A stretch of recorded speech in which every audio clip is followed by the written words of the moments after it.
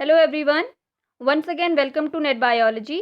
In this video we will discuss about abnormalities and disorders related to urinary system or excretory system we can say. हम excretory system के बारे में discuss कर रहे थे और इस पूरी सीरीज में excretory system के ऑलमोस्ट सारे ही टॉपिक्स मैंने कवर कर लिए हैं जो नेट के सिलेबस में इंक्लूडेड थे। एक ब्लड वॉल्यूम और ब्लड प्रेशर का रेगुलेशन रह गया था, वो चीज़ हम ब्लड एंड सर्कुलेशन और कार्डियोवैस्कुलर सिस्टम वाले टॉपिक में कर लेंगे। ठीक है, तो अब लास्ट टॉपिक रह गया है, ये लास्ट वीडियो है इस पर्टिकुलर सीरीज से रिलेटेड एक्सक्रीटरी सिस्टम, जहाँ पे हम एबनॉर्मेलिटीज़ और डिसऑर्डर्स के बारे में बात करेंगे जो यूरिनरी सिस्टम से रिलेटेड है। एबनॉर्मेलिटीज़ मेनली जो यूरिन है, यूरिन में आती है। जैसा नॉर्मल कंपोजिशन होता है यूरिन का, वहाँ से कुछ अलग सब्सटेंसेस भी इनमें मिलते हैं, तो ये एबनॉर्मेलिटी है। और डिसऑर्डर यही उत्पन्न करता है, ये डिजीजेस यही उत्पन्न करता है यूरिनरी सिस्टम की। तो इस वीडियो में हम ये चीज़ डिस्कस करेंगे। ठीक है, सबसे पहले बात करते हैं एबनॉर्मेलिटीज़ से। एबनॉर्मेलिटीज़ इन यूरिन कंपोजिशन, जो नॉर्मल यूरिन कंपोजिशन है उससे कुछ एबनॉर्मल सब्सटेंसेस का भी डिटेक्ट होना, तो ये एबनॉर्मेलिटी है। जैसे कौन कौन? पहली कंडीशन है ग्लाइकोज यूरिया, जहाँ पे ग्लूकोज और शुगर्स डिटेक्ट होते हैं यूरिन से। Presence of glucose and sugars in urine, ये कंडीशन तब आती है जब बॉडी में जो ब्लड लेवल है, ब्लड में ग्लूकोज की मात्रा बहुत बढ़ जाती है, मतलब हाइपरग्लाइसीमिया वाली कंडीशन हो जाती है, और जो बॉडी है वो ग्लूकोज को स्टोर नहीं कर पाती है ग्लाइकोजन की फॉर्म में।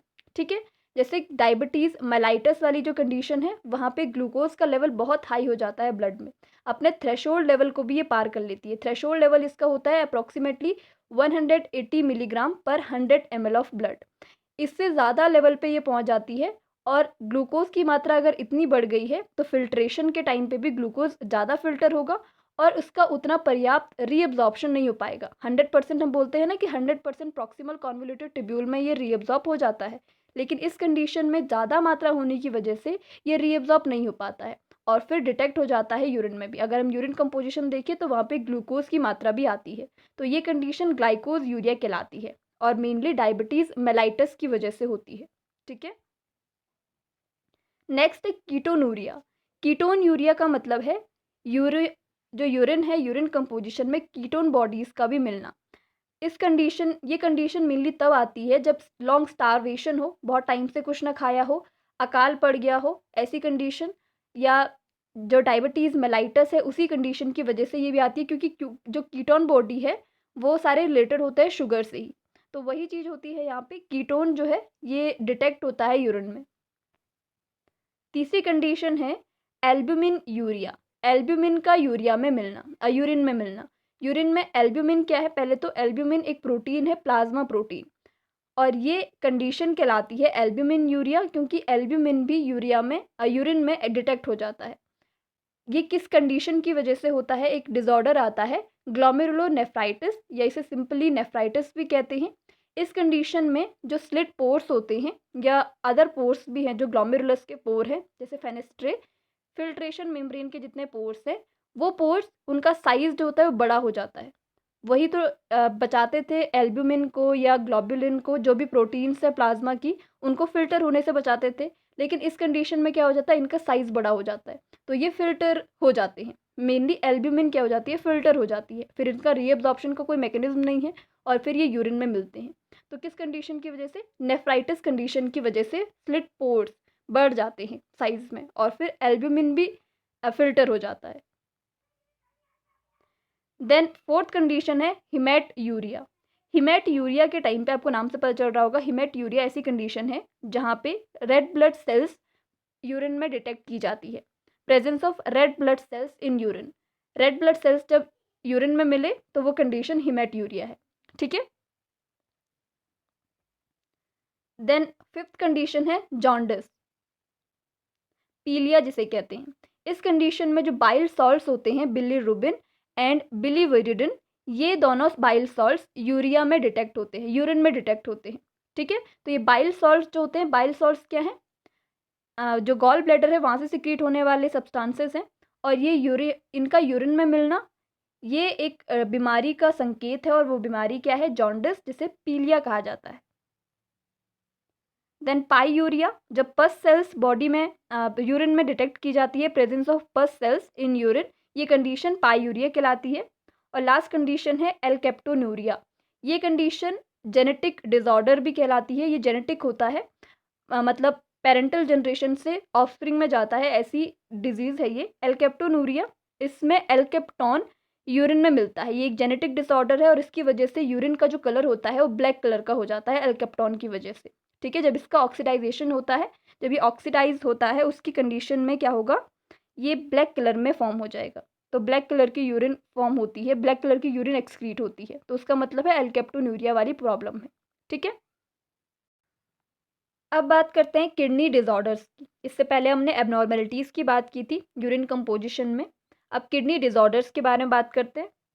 पहली डिजीज़ और डिसऑर्डर है यूरेमिया। इस कंडीशन में क्या होता है, a condition in which the high level of urea buildup in blood, blood में हाई लेवल हो जाता है यूरिया का, यूरिया को एक्सक्रीट होना था लेकिन वो ब्लड में रह जाता है। मतलब किडनी क्या होती है, किडनी फिल्टर नहीं कर पाती है यूरिया को, और ये कंडीशन किडनी फेलियर की कंडीशन में भी कन्वर्ट हो जाएगी। ठीक है, uremia, in this condition our kidney do not work properly and no longer able to filter urea from blood. Kidney का मेन फंक्शन होता है वेस्ट एलिमिनेशन का, और वेस्ट हमारी बॉडी में क्या है, यूरिया। ज़्यादा यूरिया अगर बॉडी में ऐसे ही रहेगा, ब्लड में ऐसे ही रहेगा, तो वो प्रॉब्लम क्रिएट करेगा, क्योंकि टॉक्सिसिटी को बढ़ाता है। मॉडरेट टॉक्सिक है लेकिन टॉक्सिसिटी तो ये बढ़ाएगा ही। तो अगर ये ज़्यादा देर बॉडी में रहेगा तो प्रॉब्लम क्रिएट करेगा, और ये प्रॉब्लम क्या कहलाती है, यूरेमिया प्रॉब्लम कहलाती है। ठीक है, और इस कंडीशन में किडनी अपना काम ही नहीं करती है, उसका मेन काम है वेस्ट एलिमिनेशन का, और वो वही नहीं कर पाती है, यूरिया को फिल्टर ही नहीं कर पाती है।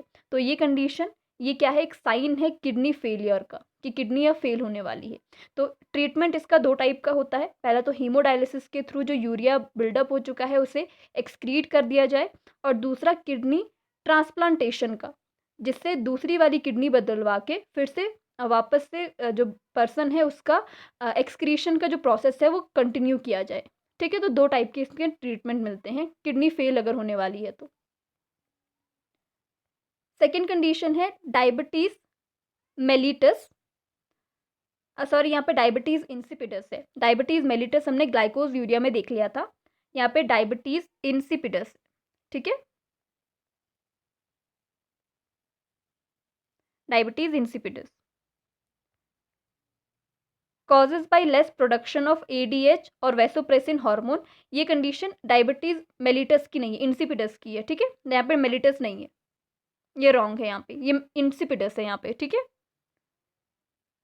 In this condition water imbalance takes place because water reabsorption affected by low quantity of ADH. Kidney का दूसरा फंक्शन भी होता है और वो क्या है, वाटर और इलेक्ट्रोलाइट का बैलेंस, और इसको कौन करवाता है, एडीएच। हमने इससे पहले देखा था वाटर रीअब्जॉर्प्शन किस टाइप से होता है, एडीएच की इसमें मुख्य भूमिका है। अगर वाटर ज़्यादा हो गया तो किस तरीके से इसका रेगुलेशन किया जाएगा, और अगर कम बॉडी में प्रेजेंट है वाटर तब किस तरीके से रेगुलेशन होगा। तो अगर बॉडी में कम वाटर प्रेजेंट है तो उस टाइम पे डिहाइड्रेशन की कंडीशन हो सकती है, और इसके लिए एडीएच हार्मोन काफ़ी हेल्पफुल है।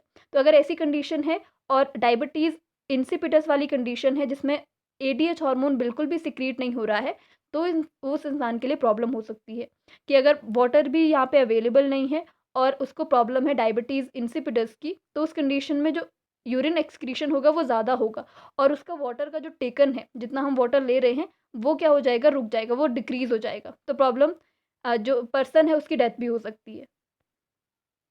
इसके सिम्टम्स क्या हैं, थ्रस्ट, जिसे पॉलीडिप्सिया भी कहते हैं, हैवी यूरिनेशन, जितना ज़्यादा यूरिनेशन अगर बढ़ गया है इसका मतलब है कि वाटर रीअब्जॉर्प्शन नहीं हो पा रहा है। ठीक है, तो ये कंडीशन कहलाती है डायूरेसिस की कंडीशन। डिहाइड्रेशन होगा, क्योंकि हैवी यूरिन एक्सक्रीशन हो रहा है, इसका मतलब है बॉडी में वाटर की कमी हो जाएगी, डिहाइड्रेशन। एंड लॉस ऑफ के प्लस आयंस भी लॉस हो जाएंगे डायूरेसिस की वजह से। हाइपोकैलेनिया कहते हैं इसको, लॉस ऑफ के प्लस आयन की कंडीशन। ठीक है, तो ये क्या है, डायबिटीज इंसिपिडस। थर्ड डिसऑर्डर है ग्लोमेरुलोनेफ्राइटिस, जैसे नेफ्राइटिस भी कहते हैं। ठीक है, ये कंडीशन हमने पहले भी देखी थी, जिस टाइम पे एल्ब्यूमिन यूरिया वाली कंडीशन थी, एल्ब्यूमिन भी एक्सक्रीट हो जा रहा था, तो यही कंडीशन वही है। ग्लोमेरुलोनेफ्राइटिस, और यहाँ पे इन्फ्लामेशन होता है, इन्फ्लामेटरी कंडीशन ऑफ ग्लोमेरुलाई, जहाँ पे ग्लोमेरुलस जो है वो इन्फ्लामेशन हो जाता है उसमें, ठीक है, सूजन हो जाती है, और उसकी वजह से, इन्फ्लामेशन की वजह से जो स्लिट पोर्स है या अदर पोर्स है फिल्ट्रेशन मेम्ब्रेन के, वो पोर का साइज बढ़ जाता है, और उसकी वजह से प्रोटीन भी क्या हो जाती है, फिल्टर हो जाती है। It increases the pore size of filtration membrane. It can lead kidney failure, इसकी वजह से भी किडनी फेलियर वाली कंडीशन आ सकती है। Because of large sized pore the plasma protein albumin also filtered from blood, और ये भी एक्सक्रीट हो जाती है, और ये कंडीशन अभी हमने डिस्कस की थी एल्ब्यूमिन यूरिया में, ठीक है। नेक्स्ट डिसऑर्डर है किडनी स्टोन्स, इन्हें रीनल कैलिकुलाई भी कहते हैं। किडनी स्टोन्स वाली कंडीशन आपने नाम सुना होगा, पथरी, सिंपल भाषा में अगर कहें तो। Also known as nephrolithiasis, also known as nephrolithiasis, ये थोड़ा सा डिफिकल्ट और टिपिकल नेम है। इसको किडनी स्टोन्स आसान भाषा में कह सकते हैं, रीनल कॉलिकुलाई आप कह सकते हो। Hard stones in kidney made up of insoluble substances, kidney में कई बार क्या होता है कि कुछ इनसोल्यूबल सब्सटेंसेस, जैसे आपके क्रिस्टलाइन सॉल्ट्स हैं, ऑक्सलेट, कैल्शियम और यूरिक एसिड है, इनका एक्यूमुलेशन हो जाता है और एक हार्ड बॉडी बन जाती है, और यही हार्ड बॉडी किडनी स्टोन्स कहलाती है। तो पहली इनिशियल कंडीशन में कहा जाता है कि जितना ज़्यादा हम पानी पियेंगे उतने चांसेस हैं कि ये जो किडनी स्टोन्स है इनको रिमूव किया जा सके, ठीक है, इस कंडीशन में। तो ज़्यादा से ज़्यादा पानी, अगर हम जितना ज़्यादा वाटर लेंगे तो उतने ज़्यादा चांसेस बढ़ जाएंगे किडनी स्टोन्स को रिमूव करने के, ठीक है, इनकी क्योंकि एक्यूमुलेशन है ये। And it is very painful condition, बहुत पेनफुल कंडीशन है ये किडनी स्टोन्स की, ठीक है। नेक्स्ट डिसऑर्डर है गाउट और अर्थराइटिस। ये जो प्रॉब्लम है ये जॉइंट की प्रॉब्लम है, लेकिन यहाँ पे थोड़ी बहुत भागीदारी किडनीज की भी होती है, क्योंकि वो अच्छे से प्रॉपरली यूरिक एसिड का एक्सक्रीशन नहीं कर पाती। It is a joint disorder और disease and caused by accumulation of uric acid crystals in joint. Joints में यूरिक एसिड के क्रिस्टल का जमा हो जाना, ये कंडीशन अर्थराइटिस और गाउट को उत्पन्न करता है, और इसकी वजह से पेन, रेडनेस और टेंडरनेस आ जाती है जॉइंट्स पे, ठीक है। तो ये इनकम्पैटिबिलिटी की वजह से होता है किडनी की, जो अच्छे से फंक्शन नहीं कर पाती, यूरिक एसिड का अच्छे से एक्सक्रीशन नहीं कर पाती और वो एक्यूमुलेट हो जाता है। तो ये भी रिलेटेड है एक्सक्रीटरी सिस्टम से, ये किडनीज से। और लास्ट कंडीशन है किडनी फेलियर। किडनी फेलियर जो कंडीशन है वो दो टाइप की हो सकती है। किडनी फेलियर में वही होता है, जो किडनी होती है अपना फंक्शन ढंग से नहीं कर पाती है, यूरिक एसिड को अच्छे से एक्सक्रीट नहीं कर पाती है, फिल्टर नहीं कर पाती है, वो कंडीशन क्या है, किडनी फेलियर की कंडीशन है। ये कंडीशन दो टाइप की होती है। एक ऐसी कंडीशन जो रिवर्सिबल हो, जिसे स्पेशल ट्रीटमेंट्स के थ्रू हम सही कर सके, मतलब यहाँ पे किडनी को हटाना ना पड़े, बल्कि हम इसको कुछ स्पेशल ट्रीटमेंट्स के थ्रू सही कर सकते हैं, रिवर्सिबल कंडीशन। और दूसरी कंडीशन है क्रॉनिक, जिसमें किडनी ट्रांसप्लांटेशन के अलावा कोई ऑप्शन ही नहीं बचता। ये इरिवर्सिबल है, वैसे सही नहीं की जा सकती, लेकिन अगर हम ट्रांसप्लांट करवा दें, किडनी को हटवा के अलग किडनी लगा दें, तो यहाँ पे इसका यूज़ किया जा सकता है, ठीक है। तो ये है किडनी फेलियर की कंडीशन। तो ये थे सारे डिसऑर्डर्स और कुछ abnormalities related to excretory system, mainly urinary system से। नेक्स्ट वीडियो में हम कुछ और टॉपिक्स के साथ बात करेंगे। ये लास्ट टॉपिक था रिलेटेड टू एक्सक्रीटरी सिस्टम। अब कुछ और टॉपिक्स रह गए, जैसे रिलेटेड टू एनिमल फिजियोलॉजी, वहाँ से बहुत सारे टॉपिक रह गए हैं, ब्लड एंड सर्कुलेशन है, कार्डियोवैस्कुलर सिस्टम है, तो इन टॉपिक को स्टार्ट करेंगे इसके बाद, ठीक है। Thank you so much.